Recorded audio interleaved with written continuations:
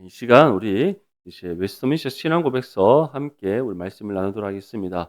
오늘은 웨스트민스터 신앙고백서 17장 성도의 견인입니다. 성도의 견인. 오늘 배우기 전에 지난주에 우리가 함께 살펴봤던 16장 선행에 대해서 한 번 더 복습하고 또 오늘 성도의 견인에 대해서 함께 배우겠습니다. 먼저 선행은 바로 하나님의 말씀에 따라 살아감으로써 하나님의 선을 행하는 삶임을 우리가 함께 배웠는데, 이것은 말씀으로 우리에게 명령하신 것들이고, 또 선행은 칭의와 신앙의 조건이 아니라 우리가 반드시 감당해야 될 신앙의 의무라는 것을 우리가 분명히 기억해야 됩니다. 그리고 우리가 이러한 선행을 통해서 거룩함에 이르는 열매를 맺을 수가 있고 믿음의 확신을 굳게 하며 하나님을 영화롭게 한다라고 우리가 함께 배웠습니다. 선행의 궁극적인 힘은 우리와 함께 하시는 성령의 능력에 의한 것이지 우리 육신의 힘으로 감당할 수 없는 것이다. 그래서 성령의 도우심이 없으면 우리가 선행을 감당할 수가 없는데, 그렇다고 해서 우리가 핑계할 수 없는 이유가 있습니다. 그 이유가 무엇이죠? 성령께서는 우리와 영원토록 함께 하시기 때문에 좀 믿습니다. 그리고 선행을 우리가 이 땅에서 완전히 이루는 것이 아니라 우리의 삶을 마치는 그 순간까지 우리가 신앙의 삶 가운데 힘써 감당해야 될 몫이란 것을 기억하셔야 되고, 또 선행을 통해서 구원의 공로를 쌓는 것이 아닙니다. 구원은 이미 받은 것이고 이미 받은 은혜에 합당하게 하나님의 선을 행하는 삶을 살아가는 것입니다. 그리고 우리의 선행이 하나님께 받아들여지는 이유는 바로 우리가 구원받은 하나님의 자녀들이기 때문이고, 또 우리가 행하는 이 선행이 말씀의 가르침에 의해서 이루어지는 것이기에 하나님께 의롭다 받아들여지는 것임을 우리 분명히 전하고 있습니다. 그리고 이러한 우리의 선행을 통하여 하나님께서 어떠한 은혜를 주신다? 바로 우리를 용납하시고 그에 합당한 상을 주시는데, 그 상이 다름 아닌 우리를 칭찬하시는 은혜의 상임을 분명히 기억할 수 있기를 바랍니다. 그래서 우리는 때로는 내가 하나님 앞에 이런 선행을 행했으니 하나님 로또가 되게 해 주시옵소서 이런 마음은 별로 합당하지 않습니다. 맞죠? 제가 하루는 정말 로또 되는 사람들 보면서 조금 부럽더라고요. 그래서 정말 이게 나도 좀 로또 되게 좀 기도를 빡세게 해 볼까 했더니 어떤 분이 저한테 이렇게 얘기하시더라고요. "하나님이 로또인데 무슨 세상에 로또를 구하느냐." 따라합시다. 하나님이 로또다. 예, 하나님이 로또입니다. 우리 이미 로또를 받았습니다. 할렐루야. 예, 우리 당첨된 사람입니다, 하나님 앞에. 근데 무엇이 더 필요합니까? 맞죠? 그래서 하나님께 모든 것을 구하고 찾고 두드릴 수 있기 바랍니다. 예, 최근에도 제가 참 기쁜 은혜 소식을 들었습니다. 예, 때가 참에 하나님께서 응답해 주시는 그 소식을 들었는데, 이처럼 우리가 기다리지 못할 뿐이지, 우리가 때가 임할 때까지 인내하지 못할 뿐이지, 하나님은 다 예비하신 은혜가 있다는 사실을 믿으시기를 바랍니다. 그래서 오늘 우리 아브라함을 통해서 함께 배웠듯이 우리가 앞서 나가면 반드시 실수합니다. 하지만 하나님의 때를 기다리고 하나님의 인도하심을 따라 우리가 순종할 때는 하나님 앞에 합당한 은혜의 결과가 있다는 것을 믿으시길 바랍니다. 그런 의미에서 오늘 성도의 견인 너무나 중요한 또 말씀의 교리입니다. 함께 이 말씀을 통해서 우리에게 주시는 은혜를 함께 또 받고 누리는 시간 되시기를 축복합니다. 우리 앞뒤 잘 한번 바라보며 인사합시다. 말씀의 은혜 받읍시다. 함께 인사하겠습니다. 오늘 성도의 견인에 대해서 함께 배워보겠습니다. 우리 개혁주의 5대 교리, 종교개혁자 칼빈이 정의한 개혁주의 5대 교리가 있습니다. 한번 따라합시다. 전적 타락과 부패. 모든 사람은 남에서부터 죄인이고 그 죄는 전적으로 타락하고 부패하였다. 우리의 영혼과 육신의 모든 것이 다 전적으로 타락하고 부패하였다. 그래서 우리에게는 구원받을 만한 어떤 자격이나 조건이 없다는 것을 뜻하는 겁니다. 두 번째, 무조건적 선택. 한번 따라합시다. 무조건적 선택. 근데 그러한 우리를 하나님께서는 창세전에 구별되게 선택하셨는데, 우리를 창조하시기 전에, 더 나아가서는 세상을 창조하시기 전에 우리를 구별되게 선택하셨다. 그렇기에 우리에게 우리의 조건을 보고 선택하신 것이 아니라 하나님이 기쁘신 뜻 가운데 우리를 선택하셨다는 겁니다. 자, 세 번째, 제한적 속죄 따라합시다. 시작. 제한적 속죄. 이것은 선택받은 사람에게만 임하는 하나님의 구원이다라는 것을 뜻하는 겁니다. 믿습니까? 그래서 에베소서 1장 말씀에 나오듯이 창세전에 우리를 구별하게 선택하신 하나님께서 우리 선택받은 사람을 어떻게 하신다? 거룩하고 흠이 없는 존재가 되게 하신다. 그래서 제한적 속죄인 겁니다. 네 번째 따라합시다. 불가항력적 은혜. 예, 항력적 은혜란 것은 우리가 거부할 수 있는 것. 다시 말해 구원받느냐 받지 않느냐는 선택의 몫이 우리 가운데 있다고 할 때는 항력적 은혜라고 하지만 불가항력적 은혜. 하나님이 주시고자 할 때 우리가 거부할 수 있습니까? 거부할 수 없다라는 겁니다. 믿습니까? 예, 오늘날 하나님께서 우리를 부르셨습니다. 구원하시고자 아브라함아 아브라함아 부르시듯이 형민아 형민아 부르고 이렇게 우리를 부르셨는데 하나님 아직까지 부르심의 때가 아닙니다. 우리 거부할 수 있습니까 없습니까? 그럴 권한이 우리 가운데 없습니다. 부르시면 우리는 즉각 순종할 수밖에 없습니다. 아멘. 이처럼 구원은 불가항력적 은혜다. 우리가 거부할 수 없고 우리가 받고자 해서 받을 수 있는 것도 아니고 하나님이 주셔야만 받을 수 있는 은혜다. 아멘. 마지막 다섯 번째 성도의 견인 따라합시다. 시작. 성도의 견인. 이것은 구원받은 성도를 반드시 천국에 이르게 하시는 하나님의 은혜입니다. 그래서 가장 중요한 교리 중 하나인 이 성도의 견인에 대해서 오늘 함께 살펴보겠습니다. 이 정도 했으면 거의 다 한 건데 그래도 오늘 또 조금 맞죠? 구체적으로 살펴보는 은혜가 필요하다고 생각해서 이미 제가 이 개혁주의 5대 교리를 짧고 굵고 쌈박하게 여러분들에게 설명해 드렸기 때문에 또 우리 내당 중보교회 성도님들 정도 되면 맞죠? 이 정도는 필시적으로 뭐 기본적으로 다 안다고 생각됩니다. 그렇기 때문에 오늘은 우리가 이 항목을 통해서 우리가 간단하게 내용들 한번 살펴보도록 하겠습니다. 먼저 1항의 1번 택함을 받은 자들의 구원은 취소될 수 있나요? 우리 1항에 있는 밑줄을 보면 전적으로 또는 최종적으로 타락할 수 없다. 이것이 무엇을 뜻하냐면 택함을 받은 사람의 구원은 취소되지 않는다는 겁니다. 왜냐하면 구원은 우리에게서 난 것이 아니요 누가 주신 것입니까? 하나님께서 주신 것입니다. 우리를 구원하실 때 우리의 조건을 보시지 않았습니다. 어떠한 것을 요구하지 않았습니다. 전적인 하나님의 은혜의 선물로 주어졌습니다. 그렇기에 구원은 취소되지 않는 겁니다. 그래서 요한복음 10장 28절에서 29절 말씀을 보면 내가 그들에게 영생을 주노니 영원히 멸망하지 아니할 것이요 또 그들은 내 손에서 빼앗을 자가 없느니라 그들을 주신 내 아버지는 만물보다 크심에 아무도 아버지 손에서 빼앗을 수 없느니라.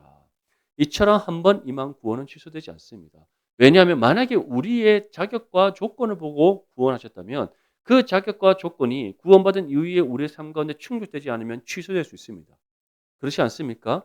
하지만 우리는 이미 전적으로 타락하고 부패해서 구원받을 자격 없는 우리였는데 하나님께서 창세전에 우리를 구별하게 선택하셨고 구원하시기로 그 뜻을 정하셨으며 그 뜻 가운데 하나님이 정하신 때 우리를 구원하셨습니다. 다시 말해 자격도 보지 않았고 조건도 제시 않았고 어떠한 것도 요구하지 않고 구원받을 자격 없는 우리에게 값없는 은혜의 선물로 베풀어 주신 구원이기에 우리가 연약하고 부족하여서 때로는 하나님의 뜻대로 살아가지 못한다 할지라도 그것이 구원이 취소되는 요건으로 충족될 수 없다는 겁니다. 아멘. 얼마나 특별한 은혜입니까? 그래서 구원은 특별 은혜라고 성경이 정의하는 겁니다. 사랑하는 성도 여러분, 그렇다고 해서 아무 때나 막 살아도 되는 거 아닙니다. 우리가 앞서서 선행을 배웠습니다. 구원받은 하나님의 자녀라면 그 은혜에 합당하게 하나님의 말씀의 가르침을 따라 선을 행하는 삶을 살아가면 마땅한 줄 믿습니다. 2항의 1번 성도의 견인 교리는 어디에 기초하는가요? 우리 로마서 8장 33절 말씀 함께 읽겠습니다. 시작. 누가 능히 하나님께서 택하신 자들을 고발하리요 의롭다 하신 이는 하나님이시니. 아멘. 그래서 성도의 견인의 교리는 어디에 기초합니까? 따라합시다. 하나님께 기초한다. 성도의 견인 교리는 하나님께 기초합니다. 우리를 택하신 이도 하나님이시요 우리를 구원하신 이도 하나님이시요 우리를 의롭다 인정하신 이도 하나님이시요 우리의 이 인생의 모든 걸음을 인도하신 이도 누구십니까? 하나님이십니다. 그렇기 때문에 성도의 견인의 교리는 하나님께 기초하고 있는 겁니다. 그래서 2항의 첫 번째 주제를 보면 선택적 작정의 불변성에 근거한다. 이것은 곧 우리를 선택하신 하나님의 작정이 변하지 않는 것에 근거한다. 결국 하나님께 근거하고 있음을 분명히 우리에게 전하고 있습니다. 자, 이번에 견인의 궁극적인 힘은 어디서 오는가요? 요한복음 14장 17절 그는 진리의 영이라 세상은 능히 그를 받지 못하나니 이는 그를 보지도 못하고 알지도 못함이라 그러나 너희는 그를 아나니 그는 너희와 함께 거하심이요 또 너희 속에 계시겠습니다. 자, 이 성도의 견인의 궁극적인 힘이 어디서 오는가? 우리 안에 내주하셔서 함께 하시는 성령으로부터 비롯된다는 사실을 믿으시기를 바랍니다. 그래서 여기에는 이 항에는 세 가지로 우리에게 전합니다. 첫 번째, 예수 그리스도의 공로. 이 공로는 무엇떠한 공로입니까? 십자가의 공로입니다. 우리의 모든 죄를 감당하셔서 그 십자가의 죽음으로 갚으신 예수님의 십자가의 공로에 기초한다. 다시 말해 예수님을 믿음으로 죄 사함 받지 않는다면 어느 누구도 이 견인의 은혜를 받을 수가 없다라는 겁니다. 두 번째는 어디에 기초한다? 성령과 하나님의 씨에 내주하심. 다시 말해 성령께서 우리 안에 임하셔서 함께 하시는 그 은혜의 이 궁극적인 힘이 비롯된다는 것을 뜻하는 것이고 마지막 세 번째는 은혜 언약의 성질에 의존한다. 이것은 다시 말해 한번 택하고 구원한 성도를 천국에 이르게 하시는 하나님의 은혜 언약에서부터 이 견인의 힘이 나온다는 것을 뜻하는 겁니다. 결국 예수 그리스도의 십자가의 공로를 힘입어 우리가 성도의 견인의 은혜를 받고 우리 안에 임하시는 성령께서 친히 우리의 삶을 통치하시고 다스리시고 이끄시는 그 힘으로 우리가 성도의 견인의 은혜를 받고 또 한번 택하고 구원받은 성도를 반드시 천국에 이르게 하시는 하나님의 은혜 언약의 힘을 받아서 성도의 견인의 교리의 은혜가 우리 가운데 임한다는 사실을 전하고 있는 겁니다. 이 사실을 믿습니까? 결국 이 성도의 견인의 궁극적인 힘은 삼위일체 하나님께서 우리에게 베푸시는 은혜란 사실을 전하고 있는 겁니다. 놀라운 은혜지 않습니까? 맞죠? 이 은혜가 정말 우리의 의지와 상관없이 주어졌습니다. 예, 우리의 의지와 상관없이 우리가 주님 이제 때가 됐으니 저를 견인해 주시옵소서 한다고 하나님께서 우리를 견인하십니까? 그렇지 않습니다. 하나님께서 우리를 택하셨기에 또 우리를 사랑하시기에 또 때가 참에 하나님께서 우리를 구원하셔서 인도하시는 줄 믿습니다. 그래서 모든 것이 하나님의 은혜라는 사실을 다시금 기억하며 이 은혜에 감사함으로 영광 올려드리는 저와 여러분들이 참이 될 수 있기를 바랍니다. 자, 사망의 1번입니다. 견인의 보호를 받는 자는 단 한 번도 어려움을 겪지 않는가요? 자, 마태복음 26장 70절 말씀인데 베드로가 모든 사람 앞에서 부인하여 이르되 나는 내가 무슨 말을 하는지 알지 못하겠노라 하며 이 말씀이 어디에 나오는 말씀입니까? 바로 예수님이 잡히시고 난 후에 베드로가 예수님 뒷공문에 쫓아가면서 어떻게 되나 궁금해서 못 참고 이제 따라갈 때 그때 상황인데 이제 그 대제사장의 뜰에서 불을 지면서 기다리고 있습니다. 베드로가 예수님이 어떻게 되는가 싶어서 그때 거기서 함께 있던 사람이 탁 보더니 저 예수를 따르던 제자 베드로가 아니라고 딱 이제 콕 집어서 얘기합니다. 그때 베드로가 어떻게 합니까? 아니다라고 얘기하죠. 두 번째 어떻게 합니까? 또 아니라고 얘기합니다. 세 번째는 예수님을 저주하며 모든 사람 앞에서 부인하여 이르되 네가 무슨 말 하는지 나는 도대체 모르겠다 하고 그 자리를 박차고 나옵니다. 그때 뭐가 옵니까? 닭이 울어버리더라. 그 장면입니다. 이것을 통해 우리는 무엇을 할 수 있습니까? 성도의 견인의 보호를 받는 하나님의 자녀라 할지라도 우리는 시험에 빠질 수가 있다라는 겁니다. 그래서 사방의 첫 번째 줄에 보면 극심한 죄에 빠질 수 있다. 두 번째 줄에도 죄에 빠지기도 한다. 이처럼 우리가 이 육신의 연약함을 입고 있기 때문에 우리는 죄 가운데 빠질 수 있습니다. 아브라함처럼 하나님을 찾아야 될 때, 하나님을 의지해야 될 때, 하나님의 뜻을 물어야 될 때 내 뜻을 앞세움으로써 불순종하는 죄를 범할 수도 있습니다. 그것이 우리 인간의 연약함입니다. 그런데 우리가 우리의 연약함을 인정하지 않고 그 사실을 우리가 잊어버린다면 우리는 어떠한 죄에 빠지게 됩니까? 교만의 죄에 빠지게 되는 겁니다. 이 정도 문제는 내가 해결할 수 있어. 내가 어떤 사람인 줄 알아? 잘 압니다. 연약하고 부족하기에 정말 둘째가라면 서로 하는 존재들이 우리입니다. 그렇지 않습니까? 맞죠? 어제 외웠던 성경 암송 구절 내일 되면 잊어버리고, 오늘 공부했던 내용 내일 되면 또 도토리 까먹듯이 잊어버리고, 요즘 나이가 들면은 맞죠? 어 아무리 스케줄 막 이렇게 꼼꼼하게 체크해 놓더라도 돌아서면 잊어버리고, 그게 우리 인간이지 않습니까? 정말 실수 덩어리요, 부족함이 뭐 둘째가라면 서러운 사람들이 다 우리들입니다. 음. 그게 바로 우리 인간의 연약함입니다. 그런데 그러한 우리가 죄에 빠질 일이 없겠습니까? 당연히 있다는 것이죠. 또 그러한 우리의 연약함을 누가 잘합니까? 바로 사단과 악한 영의 권세들이 너무 잘합니다. 그래서 쉬지 않고 우리를 공격하는 겁니다. 근데 중요한 것은 그럼에도 불구하고 그들이 우리를 무너뜨릴 수 없는 이유. 때로는 극심한 죄에 빠질 수 있지만 그럼에도 그 죄 가운데 영원토록 머물도록 할 수 없는 이유가 무엇입니까? 누가 우리를 보호하시기 때문에? 하나님께서 우리를 보호하시기 때문이다. 믿을 수 있기를 소망합니다. 하나님께서 가장 원하시는 것은 무엇일까요? 죄에 빠지는 것입니까? 실수하는 겁니까? 교만함에 빠져서 살아가는 겁니까? 그렇지 않습니다. 날마다 경건의 훈련을 통해 하나님과 하나됨을 이루고 믿음의 겸손함으로 하나님의 인도하심을 따라 순종하는 삶이 되기를 원하시는 하나님이심을 믿을 수 있기를 소망합니다. 이번에 신자들이 경건의 수단을 게을리하면 어떻게 되나요? 경건의 수단은 세 가지입니다. 한번 따라합시다. 온전한 예배, 말씀의 묵상, 쉬지 않고 기도하기. 예, 우리 세 가지 날마다 쉬지 않아야 됩니다. 매일의 삶이 하나님을 향한 영적 예배의 삶이 되어야 됩니다. 영적 예배의 삶이 되기 위해서 우리는 날마다 말씀과 기도로 깨어 있어야 되고 또 말씀의 뜻을 따라 살아가는 삶이 되어야 됩니다. 이처럼 우리는 예배는 우리의 삶에서 빠질 수 없는 가장 중요한 경건의 수단이요. 말씀과 기도는 이 경건의 가장 기초가 되는 겁니다. 그래서 우리 모든 성도님들은 바로 이 예배와 말씀과 기도, 이 경건의 수단을 게을리하지 아니하고 날마다 힘써 감당함으로써 하나님 보시기에 합당한 믿음의 모습으로 설 수 있기를 간절히 소망합니다. 근데 이러한 경건의 수단을 게을리하면 어떻게 되는가? 사망의 세 번째 줄에 보면 성령을 슬프게 한다. 우리 안에 계신 성령께서 마음 아파하신다는 겁니다. 이놈아, 제발 좀 정신 좀 차리고 어, 경건의 수단을 제발 게을리하지 말라 이렇게 우리를 책망하십니다. 또 두 번째는 네 번째 줄에는 은혜와 위로 중 일부러 빼앗게 됩니다. 빼앗기게 된다는 것은 우리가 받아야 될 은혜가 임하지 않게 되고 우리를 위로하시는 성령의 그 은혜가 우리 가운데 우리가 그것을 받지 못할 때가 된다는 겁니다.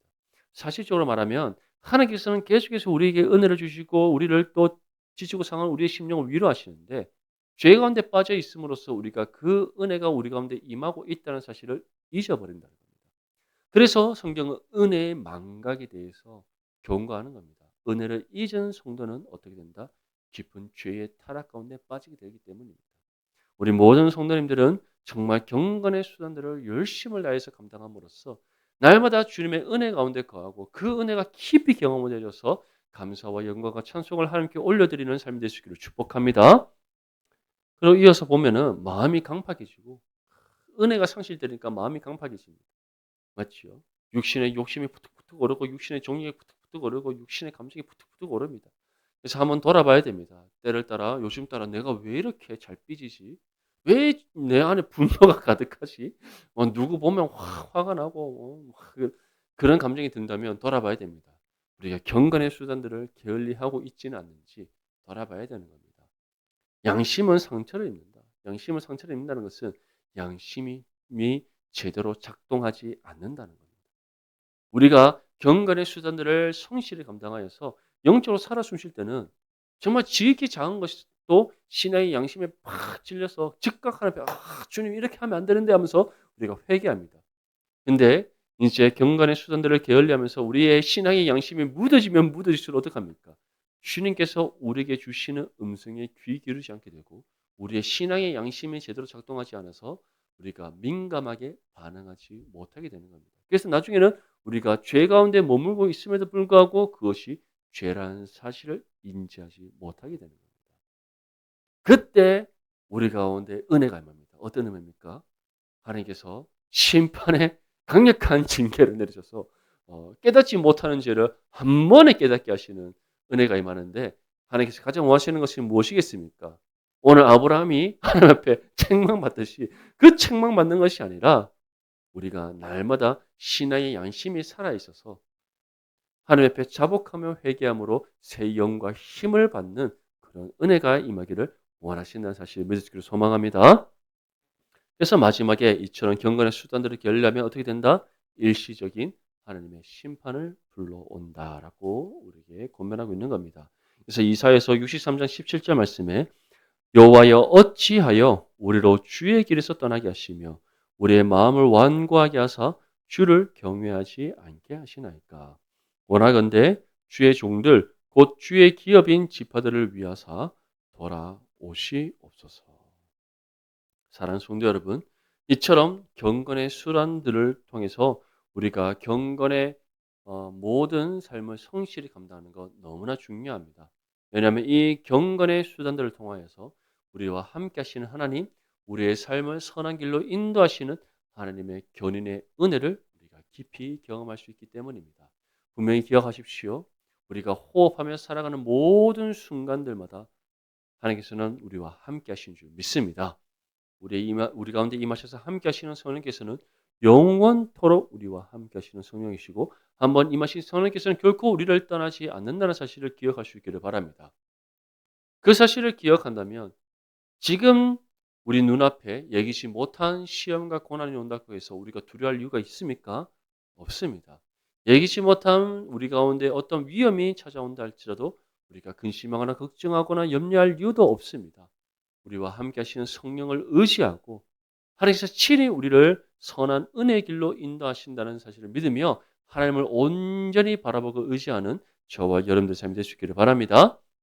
그래서 이처럼 성도의 견인의 은혜는 우리 가운데 주어진 너무나 귀하고 값진 은혜의 선물인 겁니다. 우리 가운데 이 은혜가 영원토록 함께한다는 사실을 기억하면서 날마다 경건의 수단들을 통하여 하나님과 동행하고 또 하나님의 뜻 가운데 합당하게 살아가는 저와 여러분들의 삶이 될 수 있기를 주님의 이름으로 축복합니다.